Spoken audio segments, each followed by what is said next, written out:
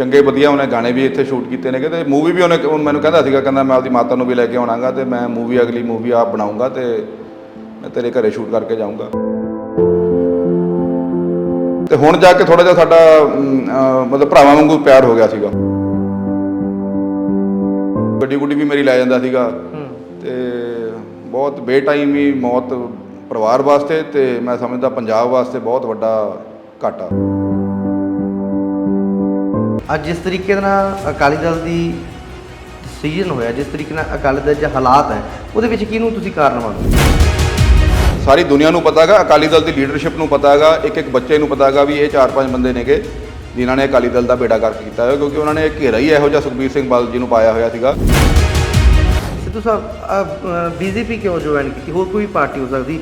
ਉਸ ਸਮੇਂ ਆਮ ਆਦਮੀ ਪਾਰਟੀ ਦਾ ਵੀ ਗ੍ਰਾਫ ਚੰਗਾ ਸੀ, ਉਦੋਂ ਲੋਕਾਂ ਦੀ ਵਿੱਚ ਵੀ ਸੀ ਕਿ ਆਮ ਆਦਮੀ ਪਾਰਟੀ ਦੀ ਸਰਕਾਰ ਆਊਗੀ, ਫਿਰ ਤੁਸੀਂ ਬੀਜੇਪੀ ਨੂੰ ਕਿਉਂ ਜੁਆਇਨ ਕੀਤਾ? ਸੋ ਮੈਂ ਸਮਝਦਾ ਕਿ ਜਿੰਨਾ ਖਤਰਨਾਕ ਕੇਜਰੀਵਾਲ ਸਾਹਿਬ ਨੇਗੇ ਹਿੰਦੁਸਤਾਨ ਵਾਸਤੇ, ਹਿੰਦੁਸਤਾਨ ਦੀ ਪੋਲਿਟਿਕਸ ਵਾਸਤੇ, ਹਿੰਦੁਸਤਾਨ ਦੀ ਆਵਾਮ ਵਾਸਤੇ, ਕੋਈ ਹੋਰ ਬੰਦਾ ਖਤਰਨਾਕ ਨਹੀਂ ਹੈਗਾ।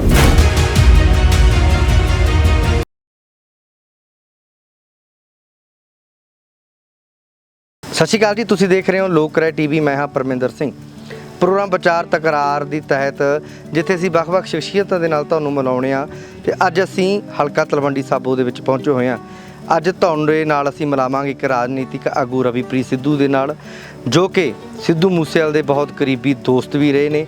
ਸਿੱਧੂ ਮੂਸੇਵਾਲੇ ਦੇ ਨਾਲ ਕਾਫੀ ਸਮਾਂ, ਤਕਰੀਬਨ ਪਿਛਲੇ ਕਾਫੀ ਸਮੇਂ ਤੋਂ ਉਹਨਾਂ ਦੇ ਨਾਲ ਰਹੇ ਨੇ, ਅਤੇ ਜਿਹੜੀ ਉਹਨਾਂ ਦੇ, ਬੇਸ਼ੱਕ ਸਿੱਧੂ ਮੂਸੇਵਾਲਾ ਇਸ ਦੁਨੀਆ ਦੇ ਵਿੱਚ ਨਹੀਂ ਰਿਹਾ, ਪਰ ਸਿੱਧੂ ਮੂਸੇਵਾਲੇ ਦੇ ਚਾਹੁਣ ਵਾਲੇ, ਉਹਨਾਂ ਦੇ ਪ੍ਰਸ਼ੰਸਕ ਅੱਜ ਵੀ ਉਹਨਾਂ ਨੂੰ ਦਿਨ ਰਾਤ ਯਾਦ ਕਰਦੇ ਨੇ। ਜਿੱਥੇ ਮੈਂ ਕੋਠੀ ਦੇ ਬਾਹਰ ਖੜਾ, ਇਹ ਰਵੀਪ੍ਰੀਤ ਸਿੱਧੂ ਦਾ ਇੱਕ ਮਹਿਲ ਹੈ, ਜਿੱਥੇ ਕਿ ਸਿੱਧੂ ਮੂਸੇਵਾਲੇ ਦੇ ਤਕਰੀਬਨ ਬਹੁਤ ਜ਼ਿਆਦਾ ਜਿਹੜੇ ਗੀਤ ਇਸ ਦੇ ਵਿੱਚ ਸ਼ੂਟਿੰਗ ਹੋਈ ਹੈ, ਅਤੇ ਕਈ ਫਿਲਮਾਂ ਜਿਹੜੀਆਂ ਸੀਗੀਆਂ, ਆਉਣ ਵਾਲੇ ਪ੍ਰੋਜੈਕਟ, ਉਹ ਵੀ ਇੱਥੇ ਸ਼ੂਟ ਹੋਣੇ ਸੀ। ਅੱਜ ਉਹ ਮਿਲਾਈਏ ਬਾਈ ਰਵੀਪ੍ਰੀਤ ਸਿੱਧੂ ਨਾਲ ਗੱਲਬਾਤ ਕਰਾਂਗੇ, ਜਿੱਥੇ ਨਿੱਜੀ ਜ਼ਿੰਦਗੀ ਬਾਰੇ ਗੱਲ ਕਰਾਂਗੇ, ਉੱਥੇ ਰਾਜਨੀਤਿਕ ਗੱਲ ਵੀ ਕਰਾਂਗੇ, ਅਤੇ ਨਾਲੇ ਗੱਲ ਕਰਾਂਗੇ ਸਿੱਧੂ ਮੂਸੇਵਾਲੇ ਦੇ ਬਾਰੇ।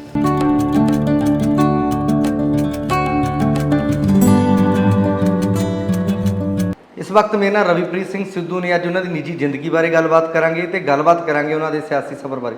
ਬਾਈ ਸਤਿ ਸ਼੍ਰੀ ਅਕਾਲ, ਠੀਕ ਠਾਕ ਹੋ? ਠੀਕ ਹੈ, ਵਧੀਆ। ਤੰਦਰੁਸਤ ਰਹਿੰਦੇ ਹੋ? ਚੜ੍ਹਦੀ ਕਲਾ ਜੀ। ਕੀ ਲੱਗਦਾ ਪੰਜਾਬ ਦੇ ਮਾਹੌਲ ਦਾ ਕੀ ਹਾਲ ਹੈ ਹੁਣ? ਪੰਜਾਬ ਦਾ ਮਾਹੌਲ ਬੜਾ ਨਾਜ਼ੁਕ ਸਥਿਤੀ ਵਿੱਚੋਂ ਪੰਜਾਬ ਟੱਪ ਰਿਹਾ ਜੀ। ਮੇਰੇ ਹਿਸਾਬ ਨਾਲ 84 ਤੋਂ ਬਾਅਦ ਜੇ ਕਿਤੇ ਪੰਜਾਬ ਦਾ ਹਾਲ ਡਗਮਗਾਏਗਾ ਤੇ ਹੁਣ ਉਹ ਚੀਜ਼ ਹੋ ਰਹੀ ਹੈਗੀ। ਨਾਲੇ ਵਿਰੋਧੀ ਤਾਂ ਕਹਿੰਦੇ ਬੀਜੇਪੀ ਦੀ ਬੀ ਟੀਮ ਹੈ ਆਮ ਆਦਮੀ ਪਾਰਟੀ। ਨਹੀਂ, ਦੇਖੋ, ਵਿਰੋਧੀ ਤਾਂ ਕਹਿੰਦੇ ਹੀ ਹੁੰਦੇ ਨੇ ਜੀ। ਇਹ ਤਾਂ ਵਿਰੋਧੀਆਂ ਦੇ, ਮੈਂ ਤਾਂ ਬੜਾ ਵਿਰੋਧੀਆਂ ਨੂੰ ਸੁਣਦਾ ਨਹੀਂ ਹੁੰਦਾਗਾ। ਜਿਹੜੇ ਕੋਈ ਕੰਸਟਰਕਟਿਵ ਕ੍ਰਿਟਿਸਿਜ਼ਮ ਦੇਊਗਾ ਉਹਨੂੰ ਜ਼ਰੂਰ ਅਸੀਂ ਸੁਣਾਂਗੇ। ਇਹ ਤਾਂ ਟੋਟਕੇ ਨੇ ਜੀ, ਤਾਂ ਪਹਿਲਾਂ ਤਾਂ ਸੁਣਾਈ ਜਾਂਦੇ ਨੇਗੇ, ਕੋਈ ਇਹੋ ਜਿਹੀ ਗੱਲਬਾਤ ਹੈ ਨਹੀਂ ਗੀ। ਬਾਈ ਜੀ, ਆਪਾਂ ਇਕੱਲੇ ਮੁੱਦੇ 'ਤੇ ਅੱਜ ਤੁਹਾਡੇ ਨਾਲ ਵਿਚਾਰ ਜਿਹੜੀ ਕਰਨੀ ਹੈ। ਸਭ ਤੋਂ ਪਹਿਲਾਂ ਮੈਂ ਗੱਲ ਕਰਦਾ ਸਿੱਧੂ ਮੂਸੇਵਾਲੇ ਦੀ। ਸਿੱਧੂ ਮੂਸੇਵਾਲੇ ਨਾਲ ਬੜਾ ਤੁਹਾਡਾ ਨਿੱਜੀ ਪਿਆਰ ਹੈ, ਕਿਹੋ ਜਿਹਾ ਇਨਸਾਨ ਸੀ ਉਹ? ਬਹੁਤ ਵਧੀਆ ਇਨਸਾਨ ਸੀਗਾ ਜੀ, ਧਰਤੀ ਨਾਲ ਜੁੜਿਆ ਹੋਇਆ ਬੰਦਾ ਸੀਗਾ। ਇੰਨੀ ਫੇਮ ਤੋਂ ਬਾਵਜੂਦ ਪਿੰਡ 'ਚ ਰਹਿਣਾ, ਪੱਗ ਬੰਨ੍ਹਣੀ, ਖੇਤੀ ਕਰਨੀ, ਲੋਕਾਂ ਨੂੰ ਨਾਲ ਆਪਦੇ ਲੈ ਕੇ ਜਾਣਾ। ਉਹ ਤਾਂ ਦੇਖੋ, ਉਹਨੂੰ ਕੋਈ ਕਿਸੇ ਚੀਜ਼ ਦੀ ਘਾਟ ਨਹੀਂ ਸੀ, ਨਾ ਪੈਸੇ ਦੀ ਘਾਟ ਸੀਗੀ, ਨਾ ਫੇਮ ਦੀ ਘਾਟ ਸੀਗੀ। ਉਹਦਾ ਬਸ ਮਨ ਦੀ ਇੱਛਾ ਸੀਗੀ ਵੀ ਮੈਂ ਲੋਕਾਂ ਨੂੰ ਅਪਲਿਫਟ ਕਰਨਾਗਾ। ਠੀਕ ਹੈ, ਉਹਦੇ ਇੱਕ ਸਟੇਚਰ ਦਾ ਬੰਦਾ ਪੋਲੀਟਿਕਸ ਆਇਆ। ਮੈਨੂੰ ਲੱਗਦਾ ਉਹਦੇ ਵਾਸਤੇ ਇੱਕ, ਜਿਵੇਂ ਆਪਾਂ ਪੌੜੀ ਉੱਤੇ ਚੜ੍ਹਦੇ ਹਾਂ, ਉਹਦੇ ਵਾਸਤੇ ਪੌੜੀ ਥੱਲੇ ਚੜ੍ਹਨ ਵਾਲੀ ਗੱਲ ਸੀਗੀ। ਜਦੋਂ ਇਲੈਕਸ਼ਨਾਂ ਆਈਆਂ ਉਦੋਂ ਲੋਕਾਂ ਨੇ ਉਹਨੂੰ ਨਕਾਰਤਾ, ਅਤੇ ਜਦੋਂ ਵਿਚਾਰੇ ਦੀ ਡੈਥ ਹੋ ਗਈ ਉਸ ਤੋਂ ਬਾਅਦ ਉਹਨੂੰ ਇੱਕ ਹੀਰੋ ਬਣਾਤਾ। ਹੁਣ ਜਾ ਕੇ ਉਹਦੇ ਸਮਾਧ 'ਤੇ ਜਾ ਕੇ ਲੋਕ ਮੱਥਾ ਟੇਕਦੇ ਨੇਗੇ। ਤਾਂ ਮੈਂ ਇਹੀ ਤੁਹਾਡੇ ਰਾਹੀਂ ਪੰਜਾਬੀਆਂ ਨੂੰ ਇਹੀ ਕਹਿਣਾ ਚਾਹੂੰਗਾ ਵੀ ਜਿਹੜੇ ਆਪਣੇ ਕੌਮ ਦੇ ਹੀਰੇ ਨੇਗੇ, ਜਿਹੜੇ ਆਪਣੀ ਕੌਮ ਵਾਸਤੇ ਕੁਛ ਕਰਨਾ ਚਾਹੁੰਦੇ ਨੇ, ਉਹਨਾਂ ਨੂੰ ਜਿਉਂਦੇ ਜੀ ਆਪਾਂ ਉਹਨਾਂ ਦਾ ਜਿਹੜਾ ਮਨ ਦਾ ਸਨਮਾਨ ਹੈਗਾ ਉਹ ਜਿਉਂਦੇ ਜੀ ਦਈਏ। ਉਹਨਾਂ ਦੇ ਮਰਨ ਤੋਂ ਬਾਅਦ ਕੀ ਫਾਇਦਾ ਜੀ? ਕਾਫੀ ਉਹਨਾਂ ਦੇ ਗੀਤ ਇੱਥੇ ਤੁਹਾਡੇ ਸ਼ੂਟ ਹੋਏ ਨੇ। ਹਾਂਜੀ, ਫਿਲਮ ਵੀ ਸ਼ੂਟ ਮੈਨੂੰ ਲੱਗਦਾ ਹੋਣੀ ਸੀ। ਉਹ ਦੱਸਦੇ ਸੀ, ਮੇਰੀ ਇੱਕ ਇੰਟਰਵਿਊ ਦੀ ਗੱਲ ਕਰਦੇ ਸੀ ਉਹ। ਜਿਸ ਤਰੀਕੇ ਦੇ ਨਾਲ ਤੁਹਾਡੇ ਕੋਲ ਹੋਰ ਬਹੁਤ ਆਰਟਿਸਟ ਆਉਂਦੇ ਹੋਣਗੇ, ਫਿਰ ਸਿੱਧੂ ਮੂਸੇਵਾਲਾ ਦੇ ਨਾਲ ਮਿਲਣ ਦਾ ਸਬੱਬ ਕਿਸ ਤਰ੍ਹਾਂ ਬਣਿਆ? ਗੁਰੂ ਦੀ ਮਿਹਰ ਹੈ ਜੀ। ਬਸ ਉਹਨੂੰ ਮੈਂ ਚੰਗਾ ਲੱਗਿਆ, ਮੈਨੂੰ ਉਹ ਚੰਗਾ ਲੱਗਿਆ। ਬਾਕੀ ਵੀ ਬਹੁਤ ਬੰਦੇ ਆਉਂਦੇ ਨੇ ਕਿ ਮੈਨੂੰ ਕਹਿੰਦੇ ਨੇ ਕਿ ਵੀ ਅਸੀਂ ਸ਼ੂਟਿੰਗ ਕਰਨੀ ਹੈ। ਮੈਂ ਕਿਸੇ ਨੂੰ, ਦੇਖੋ, ਇਹ ਮੈਂ ਰੀਝ ਨਾਲ ਕੋਠੀ ਬਣਾਈ ਹੈ ਜੀ, ਆਪਣੇ ਵਾਸਤੇ ਬਣਾਈ ਹੈ, ਲੋਕਾਂ ਵਾਸਤੇ ਨਹੀਂ ਬਣਾਈ ਜੀ ਇਹ। ਪਰ ਉਹਨੂੰ ਮੈਂ, ਇਹ ਤਾਂ ਕੁਦਰਤ ਕਰਨੀ ਹੋਏਗਾ, ਉਹਨੂੰ ਮੈਂ ਨਾ ਨਹੀਂ ਕਹਿ ਸਕਿਆ। ਅਤੇ ਕੋਈ ਚੰਗੇ ਵਧੀਆ ਉਹਨੇ ਗਾਣੇ ਵੀ ਇੱਥੇ ਸ਼ੂਟ ਕੀਤੇ ਨੇਗੇ ਤੇ ਮੂਵੀ ਵੀ ਉਹਨੇ ਮੈਨੂੰ ਕਹਿੰਦਾ ਸੀਗਾ, ਕਹਿੰਦਾ ਮੈਂ ਆਪਦੀ ਮਾਤਾ ਨੂੰ ਵੀ ਲੈ ਕੇ ਆਉਣਾਗਾ ਤੇ ਮੈਂ ਅਗਲੀ ਮੂਵੀ ਆਪ ਬਣਾਉਂਗਾ ਤੇ ਮੈਂ ਤੇਰੇ ਘਰੇ ਸ਼ੂਟ ਕਰਕੇ ਜਾਊਂਗਾ। ਪਰ ਸੁਪਨਾ ਹੀ ਰਹਿ ਗਿਆ ਜੀ। ਉਹਦੀ ਮੌਤ ਦਾ ਕਾਰਨ ਕਿਸ ਨੂੰ ਮੰਨਦੇ ਤੁਸੀਂ? ਪੰਜਾਬ ਸਰਕਾਰ ਹੈ? ਦੇਖੋ ਮੌਤ ਦੇ ਕਾਰਨ ਬਹੁਤ ਹੋ ਸਕਦੇ ਨੇਗੇ, ਪਰ ਇੱਕ ਇੰਨੇ ਫੇਮਸ ਬੰਦੇ ਨੂੰ, ਇੱਕ ਜਿਹੜਾ ਪੋਲਿਟਿਕਸ ਵਿੱਚ ਆ ਕੇ ਇਲੈਕਸ਼ਨ ਲੜਿਆ ਹੋਵੇ ਇੱਕ ਪਾਰਟੀ ਵੱਲੋਂ, ਉਹਦੀ ਸਿਕਿਉਰਿਟੀ ਵਿਡਰਾਅ ਕਰਨੀ, ਉਹ ਵੀ ਇਹੋ ਜਿਹੇ ਟਾਈਮ 'ਤੇ ਜਦੋਂ ਸਾਰੀਆਂ ਸੈਂਟਰਲ ਏਜੰਸੀਜ਼ ਨੇ ਕਿਹਾ ਸੀਗਾ ਵੀ ਇਸ ਬੰਦੇ ਨੂੰ ਬਹੁਤ ਖਤਰਾ ਹੈਗਾ, ਹਾਈ ਰਿਸਕ 'ਤੇ ਸੀਗਾ ਉਹ ਵਿਚਾਰਾ, ਤੇ ਉਹਦੀ ਸਿਕਿਉਰਿਟੀ ਬਾਏ ਨੇਮ। ਤੁਸੀਂ ਇਹ ਵੀ ਦੇਖੋ ਕਿ ਜਿਹੜੇ 2-4 ਉਹਦੇ ਕੋਲੇ ਗਨਮੈਨ ਸੀਗੇ, ਜਿਹੜੇ 2 ਗਨਮੈਨ ਉਹਦੇ ਕਰੀਬੀ ਸੀਗੇ, ਕਿਉਂਕਿ ਦੇਖੋ ਜਦੋਂ ਗਨਮੈਨ ਨਾਲ ਹੁੰਦੇ ਨੇ ਕਿ ਤੁਹਾਡਾ ਆਪਦਾ ਇੱਕ ਰਿਸ਼ਤਾ ਬਣ ਜਾਂਦਾ ਉਹਨਾਂ ਨਾਲ, ਜਿਹੜੇ ਉਹਦੇ ਕਰੀਬੀ ਸੀਗੇ ਉਹ ਬਾਏ ਨੇਮ ਉਹਨਾਂ ਨੂੰ ਵਾਪਸ ਬੁਲਾਇਆ ਤੇ ਉਸ ਦਿਨ ਹੀ ਵਾਪਸ ਬੁਲਾਇਆ ਜਿੱਦਣ ਉਹਦੀ ਮੌਤ ਹੁੰਦੀ ਹੈਗੀ। ਸੋ ਇਹਦਾ ਤਾਂ ਮੈਂ ਸਮਝਦਾਗਾ ਸਿੱਧਾ ਸਰਕਾਰ 'ਤੇ ਸਵਾਲ ਉੱਠਦੇ ਨੇਗੇ ਵੀ ਸਿਕਿਉਰਿਟੀ ਕਿਉਂ ਵਾਪਸ ਕੀਤੀ ਜੀ ਉਹਦੀ, ਐਂਡ ਉਦੋਂ ਹੀ ਜਿੱਦਣ ਸਿਕਿਉਰਿਟੀ ਵਾਪਸ ਕਰਤੀ ਉਦੋਂ ਤੁਸੀਂ ਜੱਗ ਜ਼ਾਹਰ ਕਰਤਾ। ਇਹ ਤਾਂ ਇੱਕ ਮਤਲਬ ਟੌਪ ਸੀਕਰਟ ਗੱਲਾਂ ਹੁੰਦੀਆਂ ਨੇ ਜੀ। ਜੇ ਤੁਸੀਂ ਸਿਕਿਉਰਿਟੀ ਵਾਪਸ ਲੈਣੀ ਆ ਤੁਸੀਂ ਲੈ ਲਓ, ਅਖਬਾਰਾਂ ਵਿੱਚ ਕੱਢਣ ਦੀ ਕੀ ਲੋੜ ਹੈ ਜੀ, ਉਹਨੂੰ TV 'ਤੇ ਕੀ ਚਲਾਉਣ ਦੀ ਲੋੜ ਹੈ ਵੀ ਅਸੀਂ ਤਾਂ ਫਲਾਣੇ ਦੀ ਵਾਪਸ ਲੈ ਲਈ ਜੀ। ਮਤਲਬ ਇਹਦਾ ਇੱਕ ਤਰੀਕੇ ਨਾਲ ਤੁਸੀਂ ਜਿਹੜੇ ਮਾੜੇ ਅਨਸਰ ਨੇਗੇ ਉਹਨਾਂ ਨੂੰ ਤੁਸੀਂ ਖੁੱਲ੍ਹਾ ਰਾਹ ਉਹਨਾਂ ਵਾਸਤੇ ਖੋਲ੍ਹਤਾ ਵੀ ਹਾਂਜੀ ਅਸੀਂ ਸਿਕਿਉਰਿਟੀ ਵਾਪਸ ਲੈ ਲਈ, ਜਿਹੜਾ ਕਰਨਾ ਕਰੋ। ਸੋ ਬਿਲਕੁਲ 100% ਮੈਂ ਸਰਕਾਰ ਨੂੰ ਬਲੇਮ ਕਰ ਦਾਂਗਾ ਤੇ ਸਰਕਾਰ ਦੀ ਹੀ ਗਲਤੀ ਹੈਗੀ ਜਿਹਦੇ ਕਰਕੇ ਅੱਜ ਉਹ ਵਿਚਾਰਾ ਆਪਣੇ ਵਿੱਚ ਹੈ ਨਹੀਂਗਾ। ਫਿਰ ਤੁਹਾਡੇ ਕੋਲੇ ਆਉਂਦੇ ਜਾਂਦੇ ਰਹਿੰਦੇ ਸੀ ਵਧੀਆ? ਮੇਰੇ ਨਾਲ ਤਾਂ ਜੀ ਬਹੁਤ, ਦੇਖੋ ਉਹ ਵੀ ਥੋੜ੍ਹਾ ਜਿਹਾ ਜਦੋਂ ਤੁਸੀਂ ਇੰਨੇ ਫੇਮਸ ਹੋ ਜਾਂਦੇ ਹੋ ਥੋੜ੍ਹਾ ਜਿਹਾ ਬੰਦਾ ਦੇਖਦਾ ਗਾ ਵੀ ਇਹ ਮੇਰੇ ਤੋਂ ਫਾਇਦਾ ਤਾਂ ਨਹੀਂ ਲੈਣ ਵਾਲਾ ਬੰਦਾ, ਜਾਂ ਮੇਰਾ ਕੋਈ ਨਾਂ ਤਾਂ ਨਹੀਂ ਵੇਚਣ ਵਾਲਾ ਬੰਦਾ। ਮੈਨੂੰ ਹੋ ਗਏ ਉਹਦੇ ਨਾਲ ਤਕਰੀਬਨ 2-2.5 ਸਾਲ ਹੋ ਗਏ ਸੀਗੇ ਉਹਦੀ ਰਿਲੇਸ਼ਨਸ਼ਿਪ ਉਹਦੇ ਨਾਲ ਮੇਰੀ ਜਦੋਂ ਦੀ ਬਣੀ ਹੋਈ ਸੀਗੀ, ਤੇ ਹੁਣ ਜਾ ਕੇ ਥੋੜ੍ਹਾ ਜਿਹਾ ਸਾਡਾ ਮਤਲਬ ਭਰਾਵਾਂ ਵਾਂਗੂ ਪਿਆਰ ਹੋ ਗਿਆ ਸੀਗਾ। ਉਹ ਗੱਡੀ ਗੁੱਡੀ ਵੀ ਮੇਰੀ ਲੈ ਜਾਂਦਾ ਸੀਗਾ, ਤੇ ਬਹੁਤ ਬੇਟਾਈਮੀ ਮੌਤ ਪਰਿਵਾਰ ਵਾਸਤੇ ਤੇ ਮੈਂ ਸਮਝਦਾ ਪੰਜਾਬ ਵਾਸਤੇ ਬਹੁਤ ਵੱਡਾ ਘਾਟਾ। ਮੈਂ ਵੇਖਦਾ ਰਿਹਾ ਤੁਸੀਂ ਪਰਿਵਾਰ ਦੇ ਨਾਲ ਕਾਫੀ ਦੁੱਖ ਸੁੱਖ ਸਾਂਝਾ ਕਰਨ ਤੁਸੀਂ ਜਾਂਦੇ ਸੀ, ਪਰਿਵਾਰ ਦੇ ਨਾਲ ਵੀ ਜੁੜੀ ਹੋਈ ਸੀ। ਹਾਂਜੀ। ਲਾਸਟ ਟਾਈਮ ਕਦੋਂ ਗੱਲ ਹੋਈ ਹੈ ਫਿਰ ਸਿੱਧੂ ਮੂਸੇਵਾਲੇ ਨਾਲ ਜੀ? ਉਹਨਾਂ ਦੀ ਡੈਥ ਤੋਂ ਮਤਲਬ 5-6 ਦਿਨ ਪਹਿਲਾਂ ਹੀ ਗੱਲ ਹੋਈ ਸੀਗੀ। ਇੱਥੇ ਸਾਡਾ ਇੱਕ ਰਾਹ 'ਚ ਇੱਕ ਢਾਬਾ ਹੈਗਾ, ਉੱਥੇ ਵਧੀਆ ਖਾਣ ਪੀਣ ਨੂੰ ਮਿਲ ਜਾਂਦਾ ਜੀ। ਉੱਥੇ ਮੈਂ ਬੈਠਾ ਸੀਗਾ ਤੇ ਮੈਂ ਉਹਨੂੰ ਫੋਨ ਕਰ ਲਿਆ, ਇਨ ਬਿਟਵੀਨ ਹੀ ਹੈਗਾ ਜਗ੍ਹਾ ਰਾਮ ਤੀਰਥ ਤੋਂ ਥੋੜ੍ਹਾ ਜਿਹਾ ਅੱਗੇ ਜਾ ਕੇ, ਤੇ ਮੈਂ ਉੱਥੇ ਗਿਆ ਸੀਗਾ ਆਪ, ਤੇ ਮੈਂ ਉਹਨਾਂ ਨੂੰ ਫੋਨ ਕਰ ਲਿਆ ਤੇ ਕੁਦਰਤੀ ਚੱਕ ਲਿਆ। ਉਹ ਦਿਨ ਬਿਜ਼ੀ ਨਹੀਂ ਹੋਣਾ, ਤੇ ਮੈਂ ਉਹਨਾਂ ਨੂੰ ਪੁੱਛਿਆ ਸੀਗਾ ਵੀ ਆਪਾਂ ਮਿਲਦੇ ਹਾਂ? ਕਹਿੰਦਾ ਹਾਂਜੀ ਜ਼ਰੂਰ ਮਿਲਦੇ ਹਾਂ। ਤੇ ਫਿਰ ਥੋੜ੍ਹੀ ਦੇਰ ਬਾਅਦ ਫੋਨ ਆ ਗਿਆ, ਕਹਿੰਦਾ ਜੀ ਅੱਜ ਮੈਂ ਥੋੜ੍ਹਾ ਜਿਹਾ ਬਿਜ਼ੀ ਹਾਂ ਤੇ ਆਪਾਂ ਜਦੋਂ ਅਗਲੀ next time you come to Talwandi ਮੈਨੂੰ ਫੋਨ ਕਰਿਓ। ਵਿੱਚ ਹੀ ਰਹਿ ਗਿਆ ਜੀ। ਹੁਣ ਤੁਹਾਡੀ ਆਪਾਂ ਥੋੜ੍ਹੀ ਨਿੱਜੀ ਜ਼ਿੰਦਗੀ ਬਾਰੇ ਗੱਲਬਾਤ ਕਰ ਲੈਂਦੇ ਹਾਂ। ਨਿੱਜੀ ਜ਼ਿੰਦਗੀ ਨੂੰ ਕਿਸ ਤਰ੍ਹਾਂ ਵੇਖਦੇ ਹੋ? ਐਡਾ ਮਹਿਲ ਤੁਸੀਂ ਬਣਾਇਆ, ਇਹ ਕੋਈ ਨਿੱਜੀ ਪ੍ਰਾਪਰਟੀ ਸੀ ਕਿ ਵਕਤ ਤੁਸੀਂ ਰਹੇ ਅਕਾਲੀ ਦਲ ਦੇ ਵਿੱਚ ਰਹੇ, ਕਿ ਅਕਾਲੀ ਦਲ ਦੇ ਵਿੱਚ ਕੋਈ ਪੈਸਾ ਪੂਸਾ ਇਕੱਠਾ ਕਰ ਲਿਆ ਸੀ? ਮੈਂ ਜੀ ਇਕੱਲਾ ਇਹੋ ਜਿਹਾ ਸੁਣਨ ਦੇ ਵਿੱਚ ਹੈ ਕਹਿੰਦੇ ਖਜ਼ਾਨਾ ਮੰਤਰੀ ਪਰਮਿੰਦਰ ਸਿੰਘ ਢੀਂਡਸਾ ਦੇ ਬਹੁਤ ਨੇੜੇ ਰਹੇ ਹੋ ਤੁਸੀਂ। ਨਹੀਂ, ਮੈਂ ਤਾਂ ਜੀ ਦੇਖੋ ਜਿਹੜੇ ਹਮ ਉਮਰ ਹੁੰਦੇ ਨੇ ਜੀ ਉਹਨਾਂ ਦੇ ਨੇੜੇ ਵੈਸੇ ਉਹਨਾਂ ਨਾਲ ਕਲਿੱਕ ਹੋ ਹੀ ਜਾਂਦਾ ਹੈਗਾ ਜੀ। ਢੀਂਡਸਾ ਸਾਹਿਬ ਸੀਗੇ, ਮਜੀਠੀਆ ਸਾਹਿਬ ਸੀਗੇ, ਸਾਰਿਆਂ ਨਾਲ ਸਾਡੀ ਵਧੀਆ ਬਣਦੀ ਹੁੰਦੀ ਸੀਗੀ। ਪਰ ਅੱਜ ਤੱਕ ਸਾਡੇ ਗੱਡੀਆਂ 'ਚ, ਮੇਰੇ ਗੱਡੀਆਂ 'ਚ ਬਹੁਤ ਮੰਤਰੀ ਬੈਠੇ ਨੇ ਜਦੋਂ 10 ਸਾਲ ਅਕਾਲੀ ਦਲ ਦੀ ਸਰਕਾਰ ਰਹੀ ਹੈ, ਤੇ ਕੋਈ ਵੀ ਪੰਜਾਬ 'ਚ ਇੱਕ ਬੰਦਾ ਉੱਠ ਕੇ ਬੋਲਦੇ ਕਿ ਰਵੀਪ੍ਰੀਤ ਸਿੰਘ ਸਿੱਧੂ ਨੇ 1 ਰੁਪਈਆ ਵੀ ਬਣਾਇਆ ਹੈਗਾ ਤੇ ਸਭ ਕੁਝ ਛੱਡ ਦਾਂਗੇ। ਮੈਨੂੰ ਕੋਈ ਲੋੜ ਨਹੀਂ ਹੈਗੀ ਜੀ। ਦੇਖੋ ਅਸੀਂ ਇਸ ਪਿੰਡ ਤੋਂ ਬਿਲੋਂਗ ਕਰਦੇ ਹਾਂ, ਜੱਦੀ ਪੁਸ਼ਤੀ ਅਸੀਂ ਇਸ ਪਿੰਡ ਦੇ ਬੰਦੇ ਹਾਂ ਜੀ। ਗੁਰੂ ਦੀ ਮਿਹਰ ਹੈ ਸਾਡੇ ਪਰਿਵਾਰ ਦੇ ਉੱਤੇ। ਵਿਰੋਧੀ ਤਾਂ ਕਹਿੰਦੇ BJP 'ਚ ਜਾਣ ਦੇ ਲਈ ਰਵੀਪ੍ਰੀਤ ਨੂੰ 5 ਕਰੋੜ ਦਿੱਤਾ ਗਿਆ ਸੀ, ਤੇ ਫਿਰ ਤਾਂ ਰਵੀਪ੍ਰੀਤ 'ਤੇ ਚੜ੍ਹਾਈ ਹੈ ਜੀ।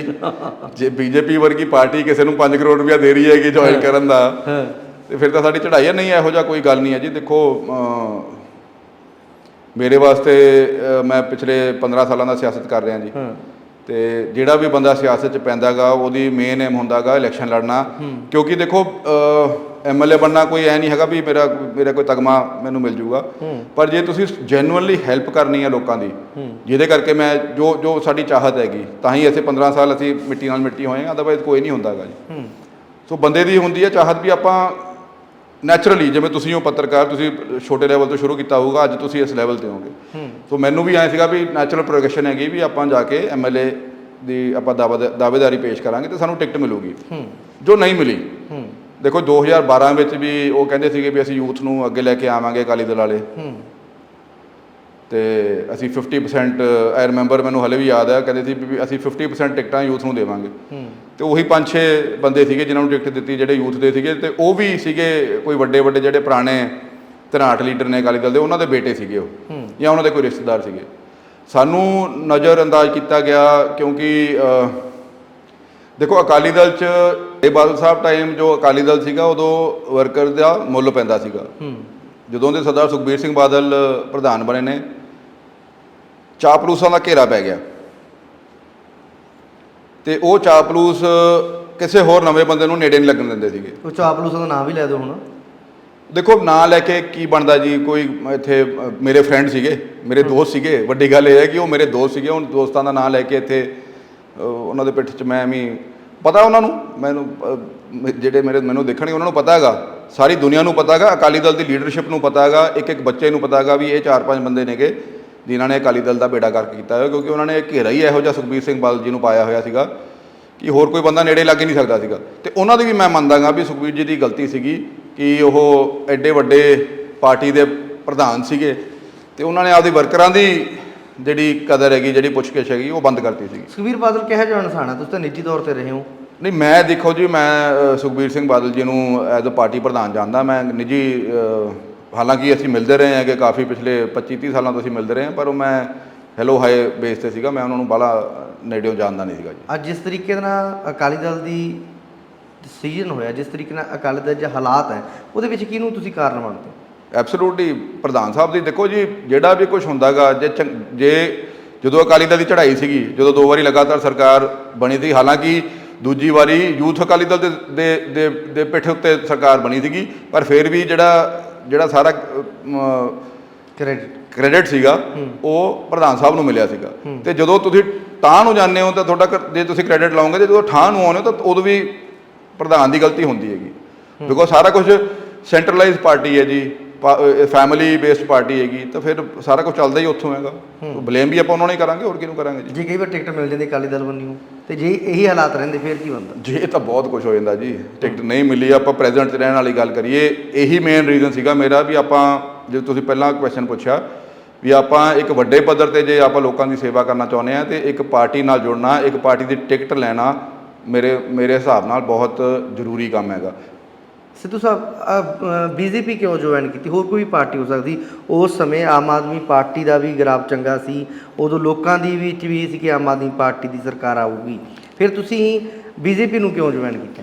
ਦੇਖੋ ਜੀ, ਜੋ ਅੱਜ ਕੱਲ੍ਹ ਦਾ ਸਿਸਟਮ ਹੈਗਾ, ਹਰੇਕ ਦੇਸ਼ ਵਿੱਚ ਇਹ ਚੱਲ ਰਿਹਾ ਹੈਗਾ, everything power is very centralised. ਤੇ ਜੇ ਪੰਜਾਬ ਬੀਇੰਗ ਬਾਰਡਰ ਸਟੇਟ, ਇੱਥੇ ਆਪਾਂ ਨੂੰ ਸੈਂਟਰ ਤੋਂ ਬਗੈਰ ਆਪਣੀ ਗਤੀ ਹੈ ਨਹੀਂ ਗੀ। ਦੇਖੋ ਅਕਾਲੀ ਦਲ ਨੇ ਵੀ ਜੋ ਕੰਮ ਕੀਤਾ, ਉਹ ਬੀਜੇਪੀ ਦੇ ਨਾਲ ਜਦੋਂ ਟਾਈ ਅਪ ਸੀਗਾ, ਜੇ ਕੋਈ ਰਿਫਾਈਨਰੀ ਲੱਗੀ ਹੈਗੀ ਇੱਥੇ, ਜੇ ਕੋਈ ਇੱਥੇ ਥਰਮਲ ਲੱਗੇ ਨੇਗੇ, ਜੇ ਕੋਈ ਇੱਥੇ ਏਮਜ਼ ਆਇਆਗਾ, ਤੇ ਉਹ ਸਾਰਾ ਸੈਂਟਰਲ ਸਰਕਾਰਾਂ ਦੀ ਦੇਣ ਹੈਗੀ, ਉਹ ਸਾਰਾ ਬੀਜੇਪੀ ਦੀ ਦੇਣ ਹੈਗੀ। ਜੇ ਕੋਈ ਕੰਮ ਕਾਂਗਰਸ ਨੇ ਕੀਤਾਗਾ ਪੰਜਾਬ ਵਿੱਚ, ਉਹ ਉਦੋਂ ਹੀ ਕੀਤਾਗਾ ਜਦੋਂ ਉਹਨਾਂ ਦੀ ਸਰਕਾਰ ਸੈਂਟਰ ਵਿੱਚ ਸੀਗੀ। ਸੋ ਸੈਂਟਰ ਤੋਂ ਬਗੈਰ ਮੈਨੂੰ ਲੱਗਦਾ ਸਟੇਟਸ ਨਹੀਂ ਚੱਲ ਸਕਦੇ ਕਿ ਜੋ ਅੱਜ ਕੱਲ੍ਹ ਦਾ ਮਾਹੌਲ ਬਣਿਆ ਹੋਇਆ ਹੈਗਾ। ਸੋ ਜੇ ਮੱਥਾ ਮਾਰੀਏ ਆਪਾਂ, ਜੀ ਆਮ ਆਦਮੀ ਪਾਰਟੀ ਨਾਲ ਚਲੇ ਜਾਈਏ ਜਾਂ ਕਿਸੇ ਹੋਰ ਪਾਰਟੀ ਨਾਲ ਚਲੇ ਜਾਈਏ, ਡਿਡਨਟ ਮੇਕ ਸੈਂਸ।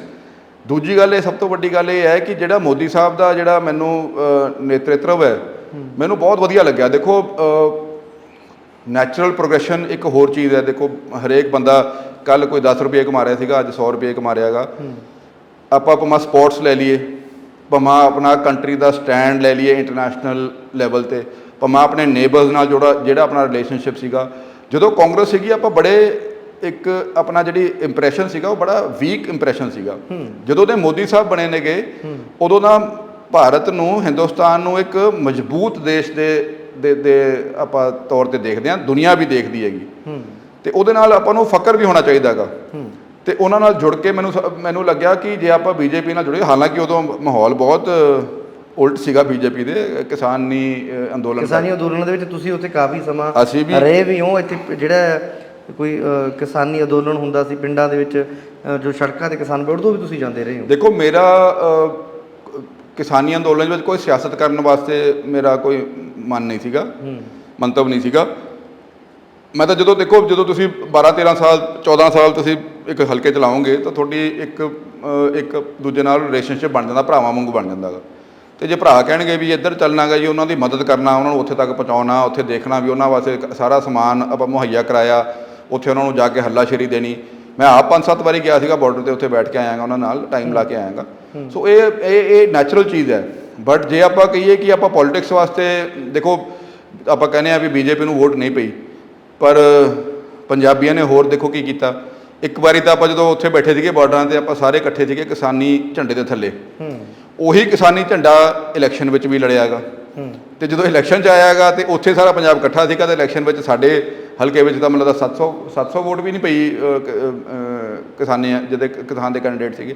ਕਿਸੇ ਵੀ ਪੰਜਾਬ ਵਿੱਚ ਕਿਸੇ ਵੀ ਆਪਣੇ ਹਲਕੇ ਵਿੱਚ ਵੋਟ ਹੀ ਨਹੀਂ ਪਈ ਜਿਨ੍ਹਾਂ ਨੂੰ। ਰਵੀਪ੍ਰੀਤ ਸਿੱਧੂ ਆਜ਼ਾਦ ਵੀ ਇਲੈਕਸ਼ਨ ਲੜ ਸਕਦਾ ਸੀ, ਲੜ ਸਕਦੇ ਸੀਗੇ, ਬਿਲਕੁਲ ਲੜ ਸਕਦੇ ਸੀਗੇ, ਪਰ ਆਜ਼ਾਦ ਲੜ ਕੇ ਉਹ ਮੇਰੇ ਆਪਦੇ ਨਿੱਜੀ ਵਾਸਤੇ ਹੋ ਜਾਂਦਾ। ਫਿਰ ਆਪਾਂ ਲੋਕਾਂ ਨੂੰ ਕੀ ਕਹਿੰਦੇ ਕੱਲ੍ਹ ਨੂੰ ਵੀ ਮੈਂ ਤੁਹਾਡਾ ਕੰਮ ਕਿਵੇਂ ਕਰਾਊਂਗਾ। ਆਜ਼ਾਦ ਮੈਂ ਲੜ ਲੈਂਦਾ, ਪਰ ਮੈਂ ਕਿਸ ਤੋਂ ਕੰਮ ਕਰਾਉਣੇ ਸੀਗੇ। ਸੋ ਇੱਕ ਪਾਰਟੀ ਦੀ ਬੈਕਿੰਗ ਹੋਣੀ ਮੇਰੇ ਹਿਸਾਬ ਨਾਲ ਪੋਲੀਟਿਕਸ ਵਿੱਚ ਅੱਜ ਦੀ ਡੇਟ ਵਿੱਚ ਪਾਰਟੀ ਦੀ ਬੈਕਿੰਗ ਸਭ ਤੋਂ ਇੰਪੋਰਟੈਂਟ ਹੈ। ਹੁਣ ਕੰਮ ਹੋ ਰਹੇ ਨੇ ਲੋਕਾਂ ਦੇ? ਦੇਖੋ ਹੁਣ ਤਾਂ ਪੰਜਾਬ ਲੈਵਲ ਦੇ ਕੰਮ ਤਾਂ ਹੁੰਦੇ ਨੇਗੇ, ਪਰ ਆ ਜਿਹੜੇ ਹੁਣ ਪਿੱਛੇ ਜੇ ਕਈ ਆਹ ਬਦਲੇ ਗਏ ਨੇਗੇ ਆਪਣੇ ਬੈਂਕਾਂ ਵਾਲੇ, ਜਾਂ ਕੋਈ ਇਹ ਜਿਹੜੇ ਯੁਵਾ ਜਿਹੜੇ ਉਹ ਨਹਿਰੂ ਕੇਂਦਰ ਵਾਲੇ ਹੁੰਦੇ ਨੇਗੇ, ਉਹਨਾਂ ਦੀਆਂ ਬਦਲੀਆਂ ਕਰਾ ਰਹੇ ਹਾਂ ਜੀ ਅਸੀਂ ਸਾਰੇ। ਸਾਨੂੰ ਸੈਂਟਰ ਦਾ ਪੂਰਾ ਸਾਡੇ ਉੱਤੇ ਥਾਪੜਾ ਹੈਗਾ ਪੂਰਾ। ਪੰਜਾਬ ਦੇ ਵਿੱਚ ਆਮ ਆਦਮੀ ਪਾਰਟੀ ਦੀ ਸਰਕਾਰ ਹੈ, ਤੁਹਾਡੇ ਵੀ ਇੱਥੇ ਵਿਧਾਇਕ ਜਿੱਤੀ ਹੈ ਪ੍ਰੋਫੈਸਰ ਬਲਜਿੰਦਰ ਕੌਰ, ਦੂਜੀ ਵਾਰ ਵਿਧਾਇਕ ਬਣੇ, ਮੰਤਰੀ ਦੀ ਸੀੜੀਆਂ ਤੋਂ ਦੂਰ ਰੱਖਿਆ ਗਿਆ, ਉਹਨਾਂ ਨੂੰ ਕਿਸ ਤਰ੍ਹਾਂ ਵੇਖਦੇ? ਦੇਖੋ ਇਹ ਉਹਨਾਂ ਦਾ ਆਪਦਾ ਮਸਲਾ ਹੈ ਜੀ, ਕਿਸ ਕਾਰਨ ਰੱਖਿਆ ਗਿਆ ਨਹੀਂ ਰੱਖਿਆ ਗਿਆ, ਇਹ ਤਾਂ ਉਹੀ ਜਵਾਬ ਦੇ ਸਕਦੇ ਨੇਗੇ। ਪਰ ਐਜ਼ ਜੇ ਮੈਂ ਤਲਵੰਡੀ ਸਾਬੋ ਦਾ ਇੱਕ ਵਸਨੀਕ ਵਜੋਂ ਗੱਲ ਕਰਾਂ, ਅਤੇ ਜੇ ਮੰਤਰੀ ਬਣ ਜਾਂਦੇ ਤਾਂ ਤਲਵੰਡੀ ਸਾਬੋ ਦੀ ਤਰੱਕੀ ਹੁੰਦੀ।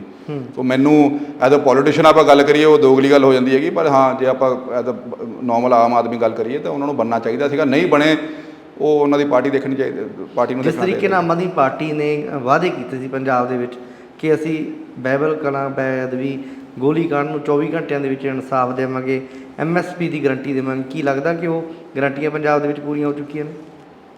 ਬੀਬੀਆਂ ਨੂੰ 1000 ਰੁਪਇਆ ਦੇਣਾ, ਨੌਕਰੀਆਂ ਦੇਣੀਆਂ, ਗਰੰਟੀਆਂ ਤਾਂ ਬਹੁਤ ਦੇ ਕੇ ਗਏ ਸੀਗੇ। ਕੇਜਰੀਵਾਲ ਸਾਹਿਬ ਅੱਜ ਦੀ ਡੇਟ ਵਿੱਚ ਹਿੰਦੁਸਤਾਨ ਦੇ ਸਭ ਤੋਂ ਵੱਡੇ ਜੁਮਲੇਬਾਜ਼ ਨੇ। ਇਹੀ ਗੱਲਾਂ ਜਾ ਕੇ ਉਹ ਹਿਮਾਚਲ 'ਚ ਕਹਿ ਰਹੇ ਨੇਗੇ ਕਿ ਪੰਜਾਬ ਵਿੱਚ ਅਸੀਂ ਕਰਪਸ਼ਨ, ਤੁਸੀਂ ਮੈਨੂੰ ਦੱਸੋ ਪੰਜਾਬ ਵਿੱਚ ਕਰਪਸ਼ਨ ਖਤਮ ਹੋਈ ਕਿਸੇ ਵੀ ਲੈਵਲ 'ਤੇ? ਹਿਮਾਚਲ ਜਾ ਕੇ ਕਹਿੰਦੇ ਸਾਡੀ ਸਰਕਾਰ ਆਈ ਅਤੇ ਅਸੀਂ 2 ਮਹੀਨਿਆਂ ਦੇ ਅੰਦਰ ਕਰਪਸ਼ਨ ਬੰਦ ਕਰਤੀ। ਗੁਜਰਾਤ ਵਿੱਚ ਜਾ ਕੇ ਕਹਿੰਦੇ ਨੇ ਕਿ ਵੀ ਤੁਹਾਨੂੰ ਅਸੀਂ ਫ੍ਰੀ ਪਾਵਰ ਦੇਵਾਂਗੇ। ਇੱਥੇ ਤਾਂ ਦੇ ਨਹੀਂ ਸਕਦੇ, ਉੱਥੇ ਕਿਵੇਂ ਦੇਣਗੇ ਜੀ? ਇੱਥੇ ਤਾਂ ਜਿਹੜੇ ਉਹ ਗਰੀਬਾਂ ਨੂੰ 300 ਯੂਨਿਟ ਮਾਫ ਕਰਨਾ ਸੀਗਾ, ਉਹ ਤਾਂ ਹਾਲੇ ਪੰਜਾਬ ਤਾਂ ਦੇ ਨਹੀਂ ਸਕੇ। ਉੱਥੇ ਜਾ ਕੇ ਸ਼ਗੂਫੇ ਛੱਡੀ ਜਾਂਦੇ ਨੇਗੇ, ਜੁਮਲੇਬਾਜੀ। ਸੋ ਮੈਂ ਸਮਝਦਾ ਗਾ ਜਿੰਨਾ ਖਤਰਨਾਕ ਕੇਜਰੀਵਾਲ ਸਾਹਿਬ ਨੇਗੇ ਹਿੰਦੁਸਤਾਨ ਵਾਸਤੇ, ਹਿੰਦੁਸਤਾਨ ਦੀ ਪੋਲੀਟਿਕਸ ਵਾਸਤੇ, ਹਿੰਦੁਸਤਾਨ ਦੀ ਆਵਾਮ ਵਾਸਤੇ, ਕੋਈ ਹੋਰ ਬੰਦਾ ਖਤਰਨਾਕ ਨਹੀਂ ਹੈਗਾ।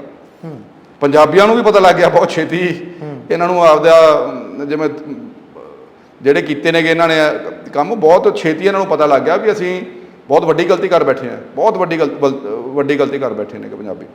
ਤੁਹਾਡੇ ਹਲਕੇ ਦੇ ਵਿੱਚ ਕੰਮਕਾਰ ਹੋ ਰਹੇ ਨੇ, ਤੁਸੀਂ ਤਾਂ ਫਿਰ ਪਿੰਡਾਂ ਦੇ ਵਿੱਚ ਜਾਂਦੇ ਹੋਵੋਗੇ। ਬਿਲਕੁਲ। ਜਿਸ ਤਰੀਕੇ ਦੇ ਨਾਲ ਕਹਿੰਦੇ ਮਹੱਲਾ ਕਲੀਨਿਕ ਬਣ ਰਿਹਾ, ਤੁਹਾਡੇ ਤਲਵੰਡੀ ਸਾਬੋ ਦੇ ਇੱਕ ਹਸਪੀਟਲ ਦੀ ਮੈਂ ਗੱਲ ਕਰਦਾ, ਉਹਦੇ ਪਿਛਲੇ ਦਿਨਾਂ 'ਚ ਬੜੀਆਂ ਖਬਰਾਂ ਲੱਗੀਆਂ ਸੀ। ਕੋਈ ਕੰਮ ਨਹੀਂ ਹੋ ਰਿਹਾ ਜੀ ਇੱਥੇ। ਨਸ਼ੇ ਦੇਖੋ, ਸਾਡਾ ਇੱਕ ਨੈਸ਼ਨਲ ਲੈਵਲ ਦਾ ਬਾਕਸਰ ਸੀਗਾ, ਉਹ ਪਿਛਲੇ 4-5 ਦਿਨ ਪਹਿਲਾਂ ਉਹਦੀ ਵਿਚਾਰੇ ਦੀ ਨਸ਼ੇ ਦੇ ਕਾਰਨ ਡੈਥ ਹੋ ਗਈ ਹੈ।